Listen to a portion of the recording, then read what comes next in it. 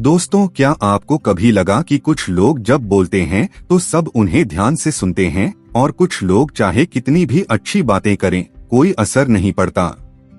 असल में फर्क बातों के कंटेंट में नहीं बल्कि बोलने की तकनीक और रणनीति में होता है।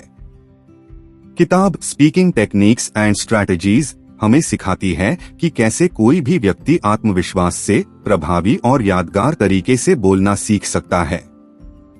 तो चलिए जानते हैं बोलने की इस कला के राज एक एक अध्याय में। चैप्टर 1, बोलने का उद्देश्य समझो, नो योर पर्पस।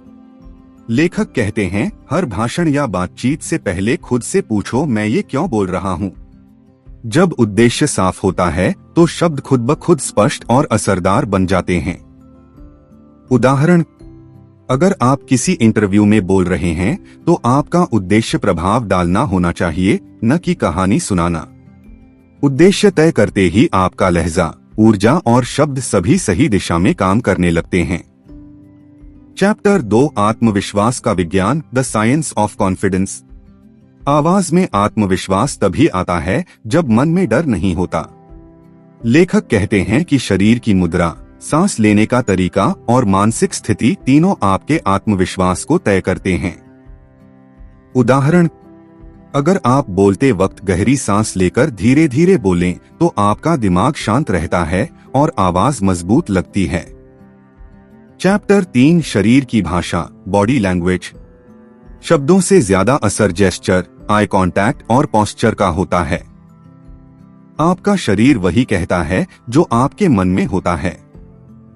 उदाहरण, अगर आप मंच पर खड़े होकर बार बार नीचे देखेंगे या हाथ छिपाएंगे तो श्रोता आपको आत्मविश्वासी नहीं मानेंगे। लेकिन अगर आप मुस्कुराते हैं और खुले हाथों से इशारा करते हैं तो लोग आपकी बातों से जुड़ते हैं। चैप्टर 4, आवाज का जादू, द पावर ऑफ वॉइस। आवाज बोलने की आत्मा है। लेखक कहते हैं कि टोन, स्पीड और ठहराव, यही 3 चीजें किसी भी स्पीकर को यादगार बनाती हैं। उदाहरण, अगर आप गुस्से की बात धीमे स्वर में कहें तो उसका असर और गहरा होता है। हर वाक्य में थोड़ा ठहराव देने से आपके शब्द दिल तक पहुंचते हैं। चैप्टर 5, श्रोताओं को समझो, अंडरस्टैंड योर ऑडियंस। सही बोलने वाला वही होता है जो सुनने वालों के मन को पढ़ सके। हर श्रोता का ध्यान, शिक्षा और मूड अलग होता है, इसलिए एक ही संदेश को अलग अलग तरीके से कहना पड़ता है। उदाहरण, अगर आप बच्चों को मोटिवेट कर रहे हैं तो कहानियां काम करती हैं।